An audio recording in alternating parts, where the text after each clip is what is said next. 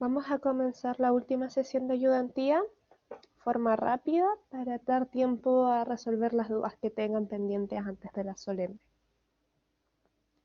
Esta es la última sesión de ayudantía que vamos a tener previo a la solemne. Vamos a ver insuficiencia respiratoria.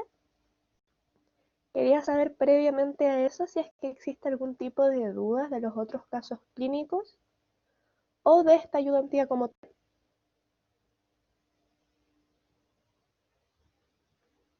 Sea de cualquiera de los casos clínicos. Hola Constanza, bienvenida.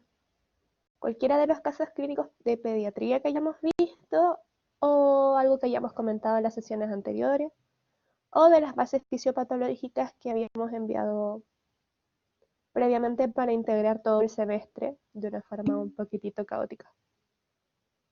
El RAC, creo que alguien me había preguntado de eso también, no sé si fue usted también.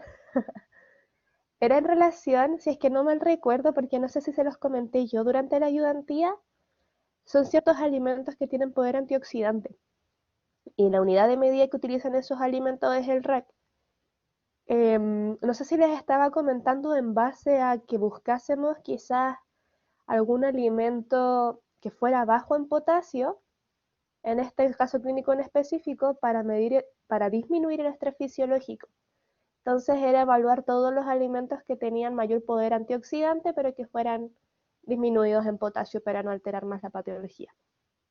Porque es una enfermedad altamente inflamatoria cuando se daña riñón. No sé si se refería a eso o quizás a otra cosa que hayan visto ustedes como clase en tutoría.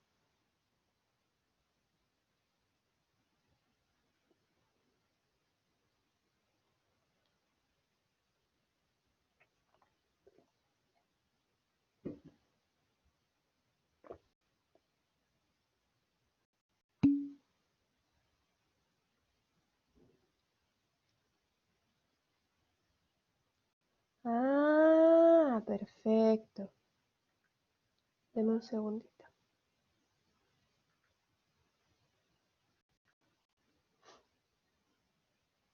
Eso en realidad es para medir cuánto es la cantidad de daño renal que existe. ¿Ya? ¿Se lo nombré yo o se lo nombraron los tutores? Para ver si se las puedo proyectar.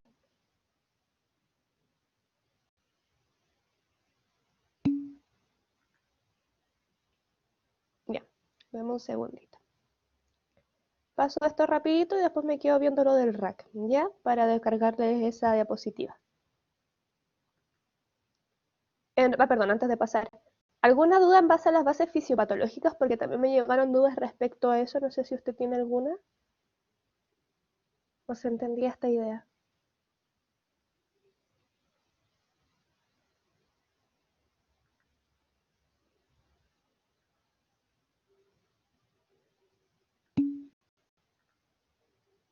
Perfecto. El caso este lo voy a pasar rápidamente para orientar tiempo entonces a todas las dudas que tengamos. Recordar solamente que este sistema tenía una parte aérea superior e inferior y que la mayor importancia que tiene es el intercambio de gases para llenar de oxígeno el resto de las células y eliminar los desechos. Cuando se ve alterado cualquier parte de este sistema, existen distintas alteraciones dependiendo de la gravedad y el agudo crónico de la enfermedad que pueden empezar a afectar el estado nutricional. Yo les hice solamente un punteo a grandes rasgos de lo que podrían intentar recordar en adelante como nutrientes críticos, dependiendo del grado de enfermedad y lo que vayan observando como signos clínicos, ¿ya? Por ejemplo, si disminuyen las proteínas y el hierro, es mayor probabilidad de que existan bajas concentraciones de hemoglobina y por lo tanto disminuir la capacidad de transporte de oxígeno. Algunos minerales van a comprometer también la facilidad para los músculos respiratorios moverse, ya a nivel celular y de esa forma facilitar el intercambio de oxígeno. La hipoproteinemia puede también disminuir la presión osmótica entonces y también esto facilitar que exista líquido hacia el espacio intersticial de los pulmones. La vitamina C es esencial como precursor del colágeno, que esto es esencial como soporte de los pulmones, ¿ya? y el moco, que está formado por agua, glucoproteínas y ciertos electrolitos o minerales. En general, cuando se habla de una enfermedad respiratoria, aumenta notablemente las necesidades energéticas según el estadio de la enfermedad. Que esto ocurra, y si favorece entonces que exista una disminución de ingesta por esta necesidad de intentar respirar o comer, puede provocar entonces un deterioro del estado nutricional hacia una malnutrición, favorecer entonces las infecciones y empeorar el estado nutricional del usuario. Y en general se habla de que afecta tanto la absorción y el metabolismo de la mayoría de los nutrientes de esta patología. Les hice un pequeño punteo de los posibles factores que podrían tanto aumentar el gasto energético como reducir ingesta, y a la vez unas limitaciones adicionales que podrían afectar nuevamente el estado nutricional. A modo de caso clínico, esto era un caso de un lactante, cierto, masculino, que nos entregaban sus datos antropométricos de nacimiento, los cuales estaban normales. Estaba con una evolución de 2 semanas de una tos, rinorrea mucosa, y rechazó la alimentación. Rinorrea mucosa es secreción nasal, ¿cierto? Esta tos empezó a aumentar de frecuencia e intensidad, haciéndose espasmódica, evaluando cianosis peribucal y dificultad respiratoria. Yo les dejo 2 imágenes de cómo evaluar cianosis peribucal de forma externa en la imagen inferior derecha, que podemos observar una coloración morada o más o menos negra alrededor de la boca de los lactantes o pacientes pediátricos, y dentro de la boca, que también se puede observar en las mucosas, ¿ya? Es por esto que la madre decide llevarlo al servicio de urgencia y es ingresado entonces con una vía venosa y respiratoria, ¿cierto? Está mal perfundido, hipoactivo y polipneico, y nos dan los valores de signos vitales, de los cuales, según las referencias, yo les dejé anotado aquí en la derecha, que es lo que nos iba a interesar ver, ¿cierto? Diagnóstico de coqueluche grave y se inicia tratamiento antibiótico. El paciente evoluciona de forma favorable, es extubado de la sonda nasogástrica y el 8º día es pasado entonces a la unidad lactante, cambiando los medicamentos y el tratamiento médico. Se mantiene en buenas condiciones generales, afebril y por naricera. Hola Nicole, bienvenida, buenos días. Yo les hice aquí un pequeño punteo en la parte inferior derecha sobre ciertas cosas que creo no hablamos previamente en el semestre, pero que era interesante lo manejen de aquí previo sus internados, creo yo, y preinternado. Por ejemplo, que esté mal perfundido significaba que disminuye el traspaso de sangre hacia los capilares, entonces disminuye el traspaso de oxígeno. No se preocupe. Estamos haciendo rápidamente un repaso del último caso clínico y vamos a dejar tiempo para todas las dudas que tengan de cualquier caso clínico pediátrico, ¿ya? Si tiene dudas previas. Ya su compañera envió algunas duditas que las vamos a ver apenas finalice todo esto para proyectarles cosas, ¿ya? Eso en relación al mal perfundido, lo cual si lo evaluamos con los signos clínicos, los signos vitales, podemos observar que entonces la saturación de oxígeno tiene relación con esto. Polipneico es que aumenta la frecuencia e profundidad de las respiraciones, y esto es en base también a la incapacidad del lactante para respirar adecuadamente e intercambiar oxígeno. Cuando hablamos de frecuencia respiratoria y frecuencia cardíaca, que yo no recordé si lo mencioné en la primera clase, nosotros de forma técnica vamos a tener que hablar en la normalidad, cuando se encuentre dentro de los valores normales, la frecuencia respiratoria como que está eupneico. Ese es el término correcto, ¿ya? Uno no dice frecuencia respiratoria normal. Y en la frecuencia cardíaca que se evalúa una normocardia. En este caso, ambas estaban alteradas en este lactante, entonces nosotros no hablamos de eupneico, hablamos de que está taquipneico y que la frecuencia cardíaca está con taquicardia, que eso es más común que lo comenten, ¿cierto? Dentro de las clases. Y la saturación de oxígeno, al menos 94% se solicita en los lactantes, al menos que ustedes manejen un valor distinto. Y como él tenía 93%, tiene disminuida su saturación. En relación a esta bacteria que infectó a este chiquitito, es una bacteria que inflama la parte traqueobronquial, que causa entonces esta tos violenta y espasmódica y un ruido estridente durante la inspiración. En general es evitable con las dosis de vacunas al día, que son 3 dosis, ¿cierto?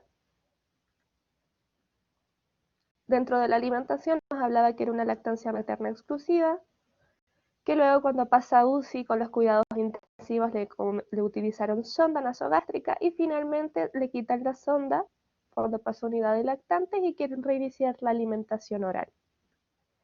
Como dato les digo, ojalá lo dejen anotado por ahí, cada vez que ustedes comiencen a trabajar o hagan su práctica o preinternado en un servicio que tengan larga data de valores antropométricos, les recomiendo que hagan esto, porque es mucho más sencillo. A mí también me sirvió mucho en la experiencia evaluar en qué minuto cualquiera de estos parámetros caía, y no solamente se queden con el valor dato antropométrico como información, más adelante también se los muestro, sino que hagan este mismo ejercicio con los índices pertinentes al ciclo vital, ¿ya? Porque aquí rápidamente, si uno mira, observa que al menos la circunferencia de perímetro cefálico y la talla no se observa un gran deterioro, pero en el peso automáticamente vemos que no fue a la par de el aumento o la disminución o la variable que tenían estos dos otros valores, ¿cierto? Vemos que el peso cae rápidamente, al menos aquí en UCI, cuando entra el periodo de UCI, con la sonda nasogástrica que puede tener relación con las 2 semanas de evolución de esta patología, y que ahora al menos aumentó, pero un poquitito de peso. Cuando queremos evaluarlo, ahora voy a saltar el aislamiento por gotitas, porque estas son precauciones, una pequeña ayuda de memoria en base a cómo se categorizaban los ciclos vitales, y esta ayuda de memoria en base a cómo se aproximaban los meses para el cálculo de estado nutricional como de requerimiento, ¿cierto? Ahora sí, cuando nosotros queríamos evaluar los índices, teníamos que hacer este ejercicio, sea que quieran hacerlos en la curva o prefieren hacerlos en la tabla. Y aquí es mucho más fácil evaluar en qué minuto cae, si se dan cuenta, tanto para peso DA, que estaba dentro de una línea normal este lactante y en algún minuto cayó de esta línea. Para el peso talla es exactamente lo mismo, y estas son evaluaciones que ustedes no van a poder identificar rápidamente solamente teniendo los datos antropométricos. Por eso les recomiendo hacer dos gráficas distintas, o utilizar estas tablas, que también es válido y se nota, y en algún minuto también para la talla edad.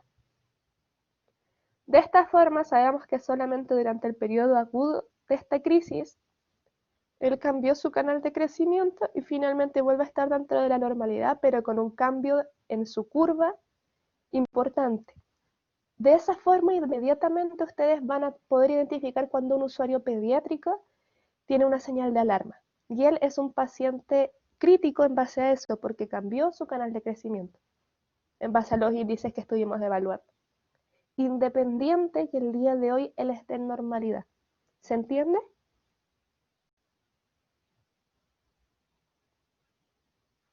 Entonces pueden ustedes decidir hacer dos gráficas como esta que les estoy mostrando lineal, o hacer una gráfica y en el otro utilizar las tablas como les mostré ahora.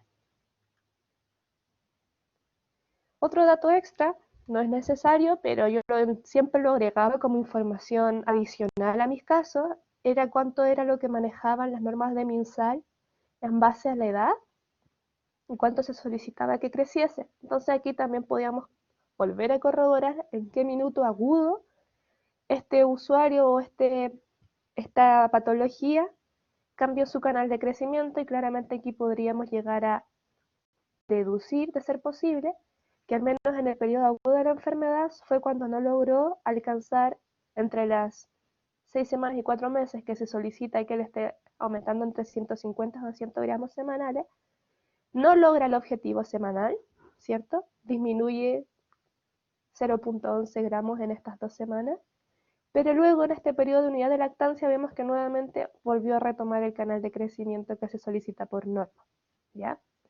Entonces un lactante de menor sexo masculino con estado nutricional normal, talla normal y normocefálico.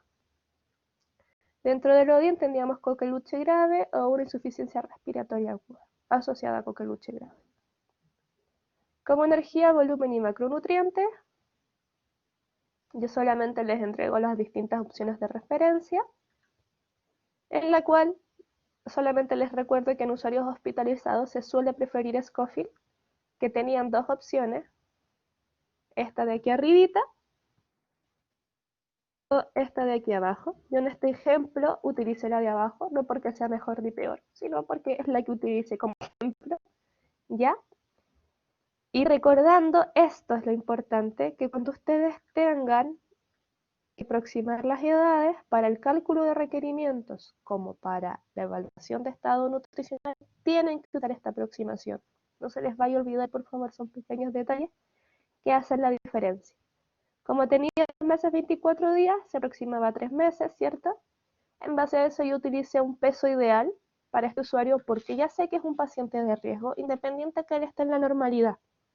Entonces tienen dos opciones, a grandes rasgos, más allá de las miles de opciones de cálculo de energía que van a presentarse en el contexto, es que como es un paciente de alto riesgo, estuvo asociado a una patología que le cambió el canal de crecimiento, ustedes pueden decidir utilizar para el cálculo de energía peso ideal y no agregar factor patológico dentro de esta totalidad de fórmula de gasto energético total. O la opción 2 sería, ustedes utilizan el peso real, ¿cierto? Porque está dentro de un estado nutricional normal, pero le agregan el factor patológico. Son las dos opciones a trabajar. Yo en este caso quise utilizar peso ideal. ¿Y por qué no utilizar peso ideal además de factor patológico? Porque para este caso en específico sobreestimaríamos demasiado el requerimiento energético al lactante. Y tampoco es la intención, ¿cierto? En base a la fórmula de aquí abajito, entonces, y el peso ideal, calculo la energía y le agrego entonces el factor de actividad física, que me da este resultado. Luego sabemos que tenemos que además agregar las calorías para crecimiento y deposición de tejido, que me daba 50 calorías. Y el gasto energético total, entonces, era este gasto energético basal más lo necesario para la deposición de tejido y me daban estas calorías. Yo en este caso no utilicé ideal, usé solamente la normal, la que ya tenía el gestante. Connie, por si acaso.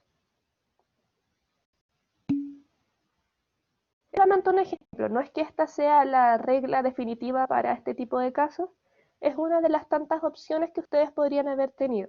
Solo que yo no quise en este minuto agregar factor patológico y consideré solamente necesario utilizar el ideal, del peso, no de la talla. ¿Ya? Ese fue el ejemplo con la energía. Ahora, con el requerimiento de proteínas teníamos nuevamente la opción A y la opción B. Yo me quedé con la opción A, ¿cierto? Pero nuevamente a los 3 meses, que era lo que se aproximaba a esta edad, recordando eso, pero por el peso real. Entonces aquí calculé eso y me da que era un 4,8% del valor calórico total. Lípidos le dejé el 40% y carbohidratos a la diferencia, ¿cierto?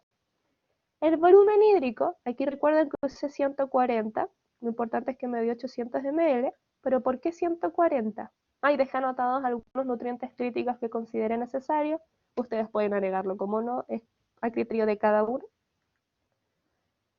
¿Por qué usé 140? Porque la norma, menores de 2 años, ¿cierto? Y hasta la adolescencia, utiliza también la referencia de Mahan. Fue solamente en base a eso. ¿Y por qué 140 y no 150?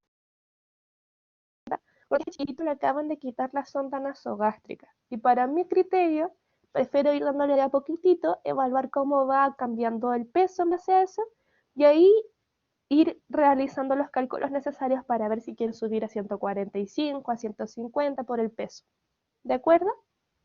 Solamente por eso, porque pensé que si le daba los 160 o los 150, quizás era mucho volumen vía oral para recién estar retomando la alimentación después de una semana, por decirlo así. Porque recordemos que él ya venía casi 3 semanas consumiendo menos de lo necesario, basado en el periodo agudo que rechazaba la alimentación.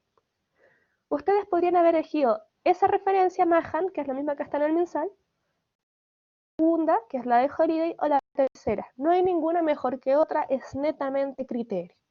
¿Ya? Este es el resumen. Yo aquí les quiero mostrar un ejemplo de ejercicio que algunos tenían dudas en relación a CEDIL, ¿cierto? Estas eran las fórmulas que tenía mi CEDIL. los módulos que tenían el CEDIR y los horarios que se entregaba alimentación. Solamente copié en amarillo cuáles eran los requerimientos finales que yo había calculado recién en este ejemplo. Ustedes les pueden haber dado esto como algo totalmente distinto según cómo hayan distribuido los lípidos, qué peso utilizaron para el cálculo de las proteínas y qué fórmula utilizaron para el cálculo de las proteínas. ¿Ya? No es lo relevante. Yo solamente quiero que aquí hagamos el ejemplo. Lo primero que hay que recordar es que para menores de 6 meses existen las fórmulas de inicio en este caso, ¿cierto? De las cuales podemos tener como fórmula de inicio las Nanon 1 y el Nutrilon Omnio 1 o la leche purita fortificada, que lo manejamos a nivel ministerial, ¿cierto? Las fórmulas de inicio, que serían estas 3 fórmulas que están completas, no deben de modificarse, se suele decir, porque vienen completas. Y la leche purita fortificada, que no es una fórmula de inicio como tal, pero se suele utilizar en adición de otras cosas, podemos seguir modificándose. Entonces, sabiendo esta información, ¿cuál de toda esta lista eran fórmulas de inicio? Empezamos a descartar y evaluamos cuál nos sirve para este contexto. Yo quise hacer el ejemplo solamente con 3 para no demorarme más allá.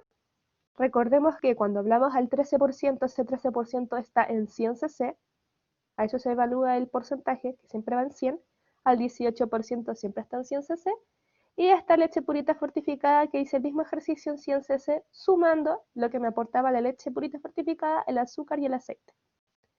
De esta forma, yo lo calculo en 100 para evaluar cuánto era el aporte nutricional que me entregaba y cuál de estos era más cercano a lo que yo había calculado como requerimiento. De esta forma y rápidamente lo multiplico por 8 y veo cuál se acerca más, ¿cierto? Por eso ahora lo puse en 800 cc a la derecha. En base a esto, yo consideré que el que más se acerca a mi requerimiento eran en 1 al 13%, de los cuales me faltaban 111 calorías para completar lo que calculé como requerimiento y casi 30 gramos de carbohidratos. Busco cuál de las opciones de los módulos disponibles puedo agregar. Finalmente terminé en base a la diferencia que era necesario agregar un módulo calórico 4%. Y de esta forma la diferencia en energía y carbohidratos lo sumo a lo que previamente me había dado en 1, eso más este resultado, y me entrega este final, que era mucho más similar a lo que yo había calculado como requerimiento. Para quienes no sabían hacer este tipo de ejercicios, me pareció interesante que comentárselos en caso tuviesen dudas, ¿ya? Esta es una, insisto, de los miles de opciones que ustedes van a tener. Podrían haber elegido otra fórmula perfectamente, podrían haber elegido otro requerimiento perfectamente, pero solamente para que lo tengan como ejemplo. De esta fórmula, termino este ejemplo en el servicio de unidad de lactancia con el diagnóstico de coqueluche grave, ¿cierto? ¿Por qué es importante este diagnóstico? Porque de esta forma cualquier usuario o personal de la salud que se acerque a esta camita o esta cuna va a saber que tiene que tomar las medidas de precaución de elementos de protección personal antes de cambiar cualquier cosa alrededor del lactante. La fórmula láctea es 1 al 13% más módulo calórico el 4%, el volumen diario es de 800 cc, 8 veces al día. ¿De acuerdo? 8 veces al día y no 7 porque, insisto, como estamos reiniciando la alimentación oral, me interesaba a mí no sobrecargar en menos tiempos de comida, mayor volumen para favorecer la ingesta. Eso sí es que lo quisiésemos hacer netamente en vía fórmula. Cuando hablábamos de hospitales amigos de la lactancia, les dejé el punteo y la parte legal de esto, que en resumen son prácticas y rutinas en relación a la promoción, fomento y apoyo a la lactancia materna. Hay 10 pasos que se evalúan, donde nos habla esta normativa de la UNICEF, que no necesariamente tiene que un hospital amigo de lactancia tener las 10 para formar parte de este reglamento legal. Es parte de un lineamiento OMS-UNICEF para proteger a la lactancia materna y de esta forma prohibir la publicidad o la recomendación de fórmulas de sucedáneos de leche. Actualmente aquí en Chile tenemos adscrito más o menos, hasta unos años atrás, eran 37 hospitales públicos, un hospital privado que tengo entendido, y dos clínicas privadas. De las dos clínicas privadas, una es la alemana, según entendido, y 28 consultorios certificados como amigos de la madre y el niño o hospital amigo de la lactancia. Nos pedían aquí implementar entonces 3 estrategias, medidas, para que esta madre pueda reiniciar la lactancia materna con este lactante. Primero, son ejemplos, ustedes pueden haber tenido otros ejemplos. Apoyar entonces en la madre en la reducción de la lactancia materna en un pseudo clínica de lactancia, de reinducción de lactancia materna, de que es posible porque ella lleva casi más de 2 semanas, o una semana y un poquitito más, sin lactar, por la cual muchas madres creen en ansiedad de no poder ser efectivas para volver a entregar esta lactancia, pero enseñar los casos de reinducción y el porcentaje quizás en el hospital que ha sido posible volver a entregar este tipo de alimentación. También podríamos enseñarla en base a la técnica de extracción manual de lactancia materna, para que en vez de que le estén entregando la fórmula, en el suplementador entreguen tanto lactancia materna como de propio pecho de la madre, y horarios intercalados donde quizás sea necesario intentar entregar un sucedáneo de la leche para favorecer el aumento del peso de este chiquitito. Y la tercera opción podría llegar a ser ofrecer el pecho con este suplementador, pero además de eso ofrecer el pecho cada y media o 2 horas. No esperar las 3 horas que se suele sugerir para entregar la alimentación bioral a los lactantes. Esos eran algunos de los ejemplos. Pueden haber ustedes utilizado cualquier otro que podría haber sido válido. Ahora sí, si es que no existen dudas respecto a este caso o cualquier otro, vamos a ir con las dudas puntuales que ustedes tengan para la solemne 3. Voy en este minutito a buscar la primera duda, que era de Connie, en base al RAC. Nicole, si usted tiene algún tipo de otra duda, me la escribe mientras tanto.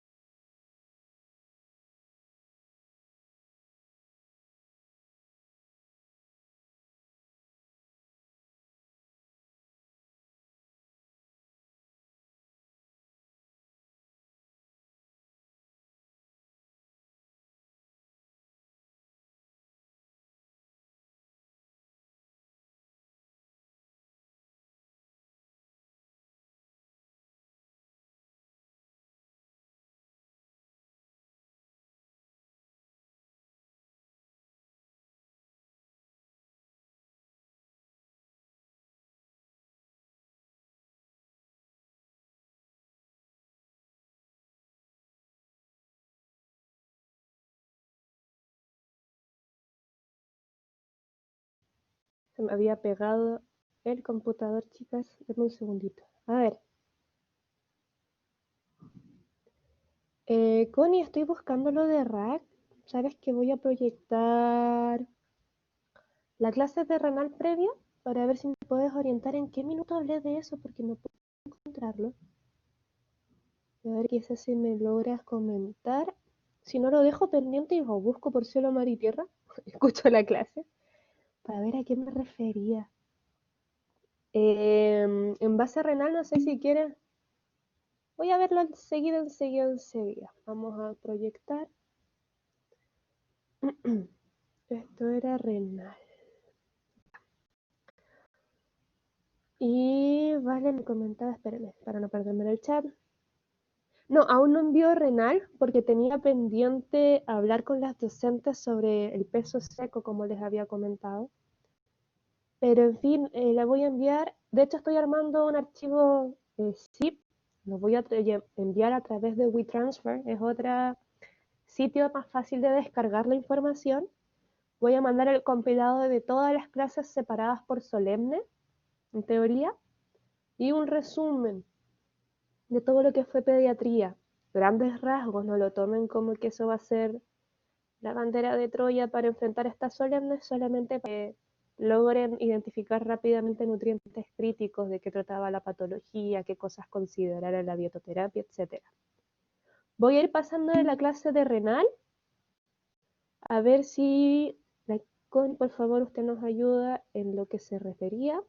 Este fue el repaso en relación a diabetes e insulinoresistencia, con las insulinas.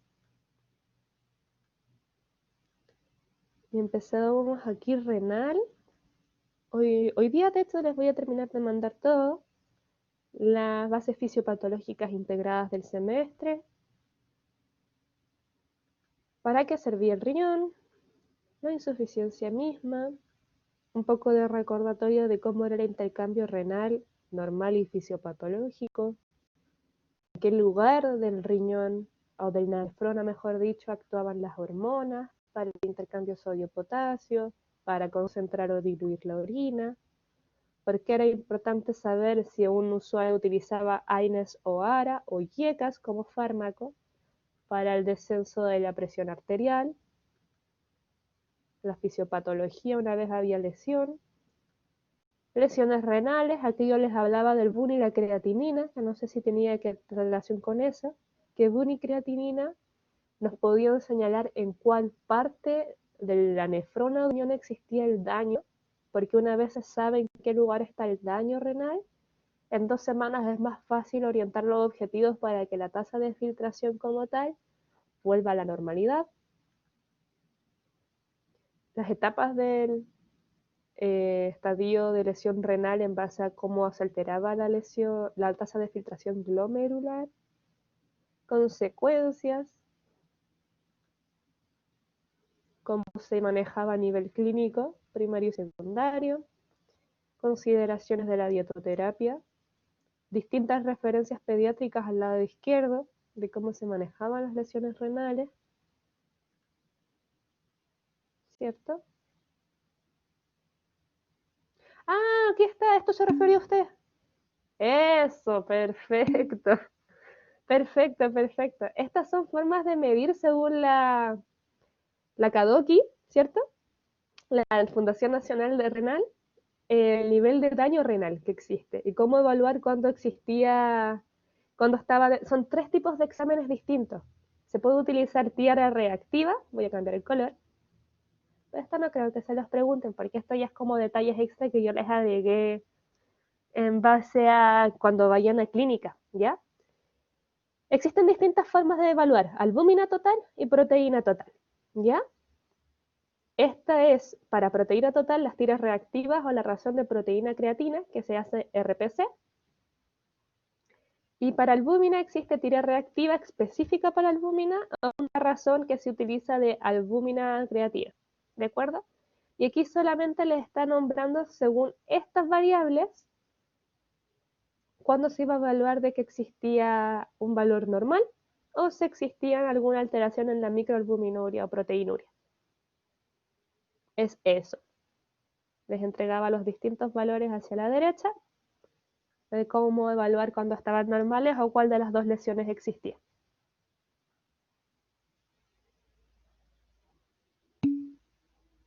Ay, no, gracias a usted. Quedé pegadísima y no sabía a qué se refería. Les aprovecho de mostrar renal rápidamente a ver si alguien tiene problemas con esto. Lo primero es lo primero. Para saber si es que hay lesión renal, en pediatría jamás de los jamases se va a restringir proteína. ¿Ya? Eso es lo primero. Lo que se hace es entregar de alto valor biológico para disminuir la probabilidad de toxinas urémicas. Como el riñón ya tiene un pequeño daño que va a dificultar la eliminación de la urea, que era uno de sus desechos normales, lo que intentamos entregar son proteínas de alto valor biológico en un 60-70% del total para disminuir y prevenir una posible acumulación. Los ácidos grasos del total se trata de trabajar con mayor poliinsaturados que saturados por el efecto antiinflamatorio y existe un estrés, carbohidratos, etcétera. Aquí lo interesante que nos hablaban distintas referencias es que si se dan cuenta, voy a ir para adelante y para atrás primero.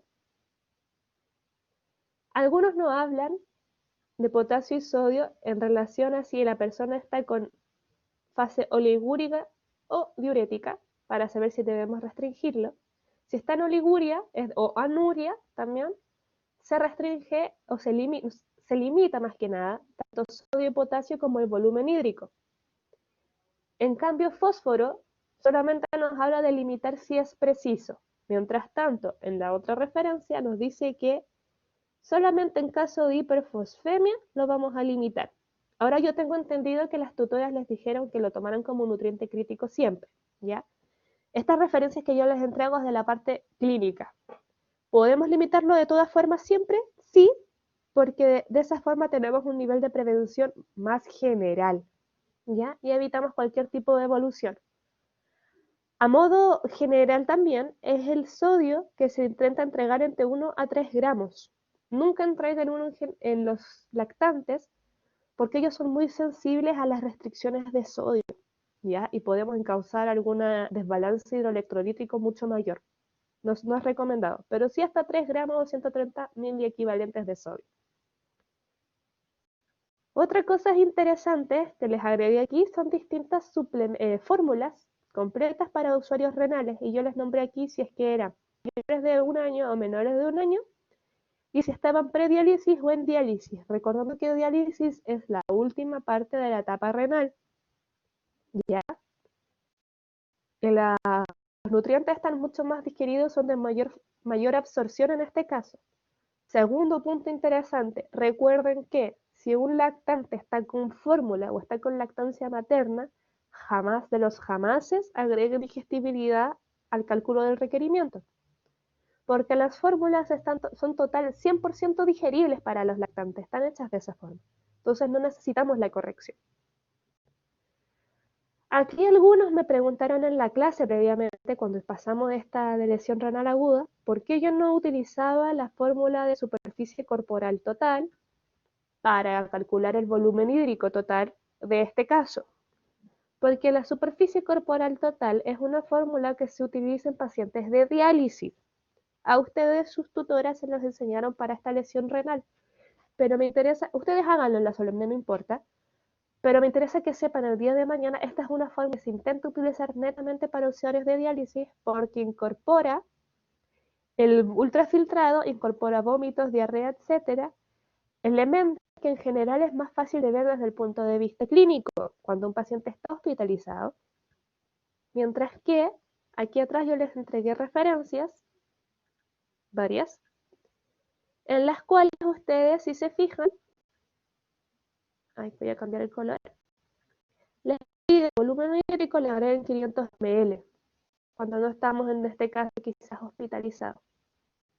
Pero también les pide responder las pérdidas del día anterior. Siempre se evalúa en torno al día anterior de pérdida, ¿ya?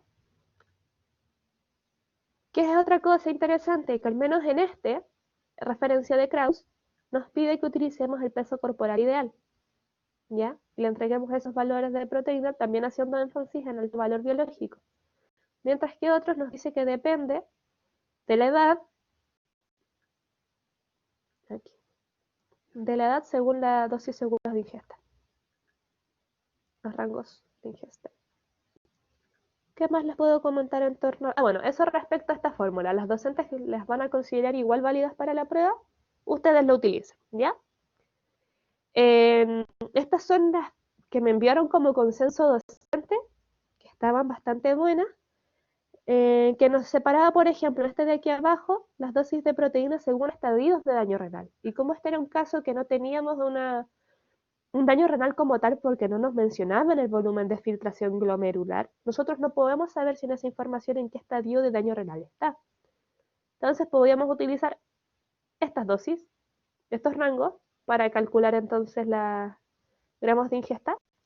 Y además de eso, agregar estas pérdidas sensibles al cálculo también del volumen hídrico. Ellas entregaron esta tabla como información adicional, que está bastante buena, ¿ya?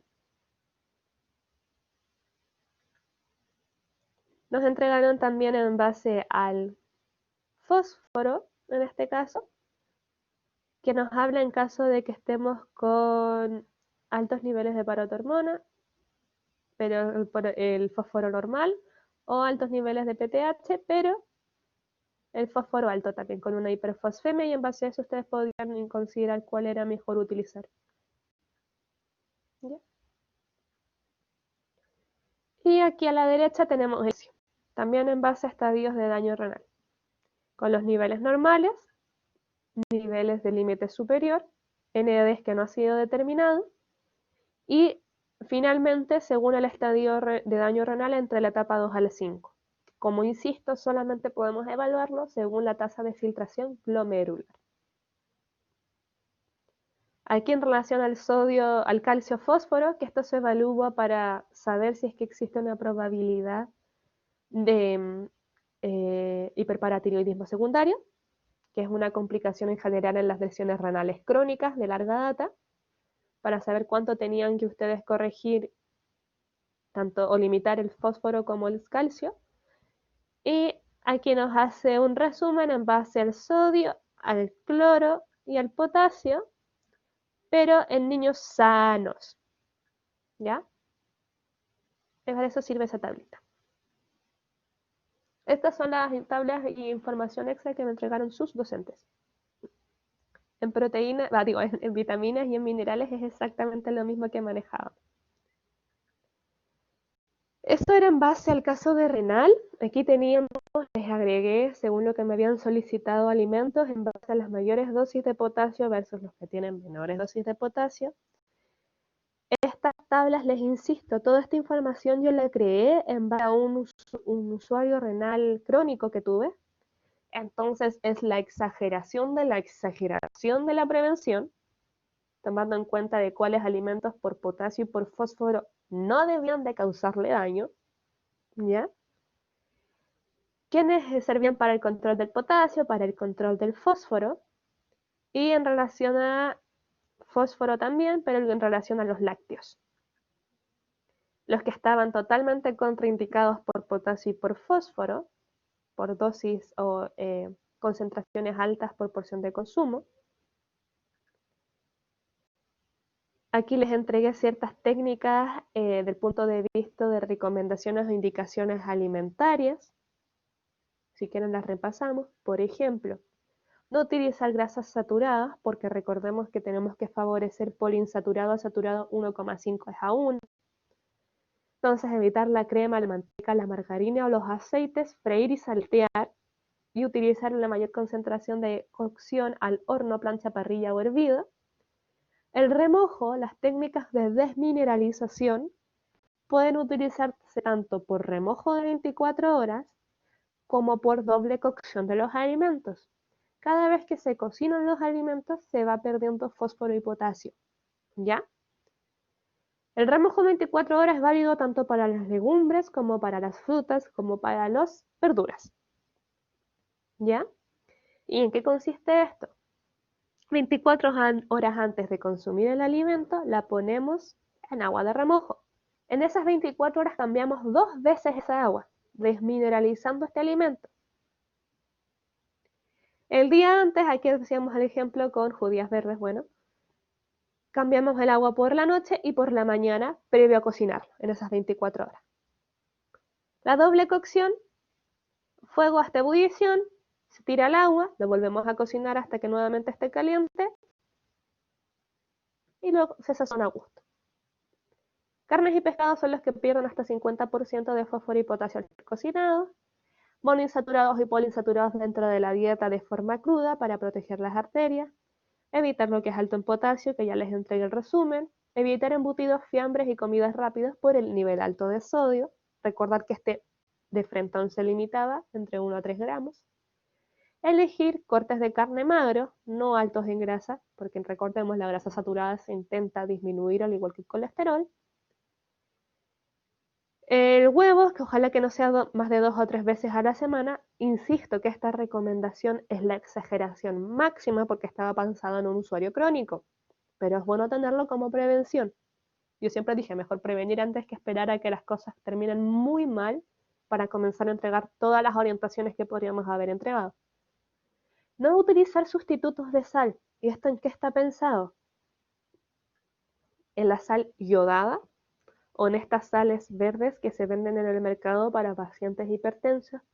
En general tienen mayores concentraciones de potasio, así que tampoco son recomendadas en pacientes renales. Tengan mucho cuidado con eso. Y evitar por completo las gaseosas y los jugos en polvo, bebidas, etcétera, porque tienen altos niveles de sodio. Y el sodio también lo estamos aquí evitando. Aquí yo les separé por todos los grupos de alimentos que tenían menos de 60 miligramos de fósforo o 60 y 150 miligramos de fósforo. Y voy haciendo sugerencias en torno a si el consumo puede ser diario o algunas veces a la semana. Esto es considerado con bajo contenido de fósforo o mediano contenido de fósforo. Nunca comento dentro de este resumen los de alto contenido de fósforo. ¿Ya? Para que lo tomen en cuenta con este pequeño punteo. ¿Ya? Los lácteos, las frutas, etc. En resumen, de todo el grupo de los alimentos se puede consumir. El tema es que nuevamente somos muy específicos en torno a cuánto se sirve a la persona y cuántas veces durante el día. Este es el resumen más general de todo lo que hemos hablado, que a nivel renal se mantiene dentro de los valores más controlados, tanto el potasio, el sodio y el fósforo, que en alimentos de forma general podían encontrar. En base a ese taller, que era este chiquitito con la púrpura de Scholl-Ingenue, que estaba a grandes rasgos normal. Nuevamente estaba aquí la variable peso seco, que yo a ustedes les había entregado como dato que no estaba del todo segura en pasarles este término, porque si ustedes les preguntan el día de mañana, cuando estén frente a un usuario con edema, ¿cómo van a calcular el peso?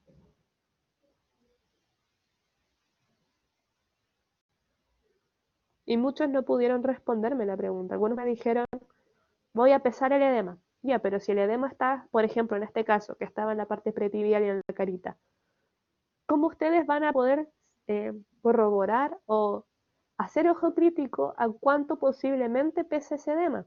Porque no hay forma de pesarle la carita por separado o el pie por separado para saber cuánto era el peso del edema. Y a nivel renal, cuando ustedes se encuentren frente a un usuario renal, ustedes van a tener mejores herramientas para poder estimar el peso. Eso es lo que se suele hacer. Ustedes pueden utilizar el peso habitual del chiquitito, pueden utilizar lo que es más común, es el peso estimado en relación al carpo, o pueden estimar el peso en base a altura rodilla o cualquiera de las otras fórmulas que ustedes conozcan. En renal lo que suele utilizarse es el peso estimado por carpo, ¿ya? Entonces, el peso seco, técnicamente hablando, es un peso que se evalúa en los usuarios que están saliendo de diálisis. Ese era el punto 1. Y son usuarios saliendo de diálisis que no solamente salen de diálisis, sino que están exentos de edema con unos niveles de normotensión. ¿De acuerdo? Y en base a eso se me hace seguimiento de este peso seco en las distintas sesiones de diálisis para saber cómo va variando, pero es un dato de seguimiento. No es un dato que se suele usar para cálculo de requerimiento, ¿ya? Por el solo hecho de que el usuario presente edema, nosotros sabemos o podemos identificar rápidamente que su peso real no es válido porque el solo hecho de que tenga edema se desestima, pero no significa que no lo vamos a evaluar. Es un dato que a nosotros también nos sirve como información de seguimiento, para ir viendo cómo va a ir variando este peso a medida que avanzan los días. Para este usuario como tal y este caso como tal, las docentes utilizaron el término peso seco como peso sin edema, ¿ya? Y les enseñaron a usarlo también como cálculo de requerimiento. Háganlo para la solemne, pero tengan cuidado de que si el día de mañana les toca trabajar en la clínica de diálisis, perdón, mis gatos, cuando alguien les nombre el término peso seco, es el peso post-diálisis. En usuarios post-diálisis con normotensión y sin edema, ¿ya? Y podrían en este caso ustedes estimar el peso por carpo. De este caso, lo interesante era que el síndrome de Collin-Henoch está asociado necesariamente entonces a valores de lesión renal, que quienes nos entregaban la tasa de filtración glomerular, ¿cierto? Es una tétrada que nos hablaba de dolor abdominal difuso que se ocasionaba por, principalmente en usuarios pediátricos, entraban en medicamentos, en tratamientos por, en este caso, no recuerdo muy bien, había sido una neumonía, parece ser, le dieron un tratamiento antibiótico y en general cuando se dan este tipo de tratamiento existe cierta arrastre o estimulación del sistema inmunológico que va a provocar mayor producción de inmunoglobulina A, pero no solamente al lugar de daño, sino que esta inmunoglobulina A va a estar alrededor de todo el cuerpo intentando trabajar. Cuando se terminan los tratamientos, en los usuarios pediátricos suele suceder que las inmunoglobulinas A pueden alojarse en mayor cantidad en ciertos órganos. En este caso, para la púrpura, quedan en el riñón. Y esto provoca entonces que se llame a otras células del sistema inmunológico, por lo cual el órgano donde quedó la inmunoglobulina A comienza a inflamarse. Porque esta es una señal del organismo hacia que ese lugar puede existir una infección y provoca indirectamente una inflamación. Esta inflamación y esta inmunoglobulina A ocurre en distintos lados, también en las partes de las articulaciones, por eso también existe artritis o alfalgia, y una vasculitis, que es una inflamación de los vasos sanguíneos, por lo cual cuando se inflaman los vasos sanguíneos, aparecen estos mechones morados a lo largo de las extremidades, como les muestro la fotito. ¿Ya? Puede tener una lesión renal o una lesión digestiva, normalmente la púrpura. Entonces, en este usuario como tal, no había que eh, restringir ni la energía ni las proteínas, solamente hacer selección de alto valor biológico y tener cuidado con la cantidad de sodio, fósforo y potasio que le entregaban al caso, además de el volumen hídrico total, que se solía esperar que ustedes utilizasen para este caso la superficie corporal total como fórmula. Yo les entregué otras referencias que podían entregar porque eh, pueden existir distintas referencias para esto y poder atacar el caso como tal. No sé si existe algún otro tipo de duda. Recuerden también que siempre es buena orientación cuando existe un tratamiento antibiótico de por medio, siempre recuerden el uso de probióticos. Y en general en los usuarios pediátricos, el probiótico va a estar involucrado dentro de las fórmulas lácteas.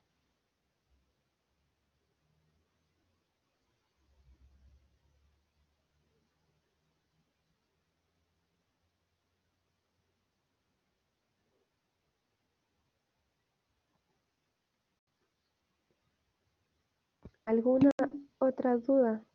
Es muy resumido. Yo ahora les voy a mandar el documento como les digo. Voy a subirles las clases a los mails en el archivo WeTransfer, como les digo, que es mucho más fácil descargar. No tienen que esperar por mi permiso, porque no sé por qué me solicita permiso para que ustedes descarguen. Me llega un mail. Y en WeTransfer no, solamente ustedes descargan porque va asociado a su mail que yo estoy dando permiso para que se lo lleven. Entonces van a estar separadas todas las sesiones del semestre, algunas material bibliográfico con los cuales estoy comentando. Lo voy a separar por gestantes y por pediatría y les voy a mandar el resumen para esta solemne que es netamente pediatría con las principales patologías que vimos. Les insisto, no es algo completo, no es la bandera para que ustedes se enfrenten a la solemne, pero es algo que les va a dar una noción más rápida de qué debían recordar como necesario para cada una de las condiciones de estos usuarios, ¿ya?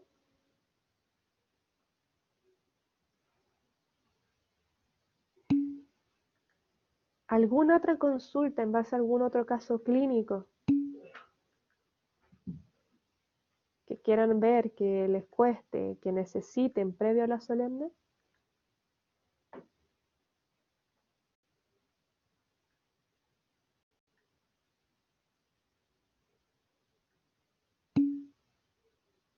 Perfecto.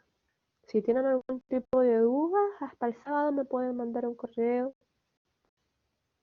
para intentar responderles.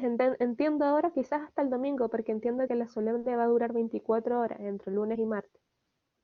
No sé si vieron ese mensaje de las tutoras. Entonces dejémoslo hasta el domingo para que tengan mayor libertad de enviar dudas, si es que les nace algo, alguna aplicación, ¿ya? Yo dentro de unas horitas les voy a estar mandando todos los documentos que les estoy diciendo. ¿De acuerdo? Mucho éxito, estudien con calma, que terminen muy bien este semestre y ahí nos estaremos viendo dentro de las siguientes clases, no lo sé, vamos a estar pendientes, ¿ya? Con calma y con confianza. Que estén muy bien igual.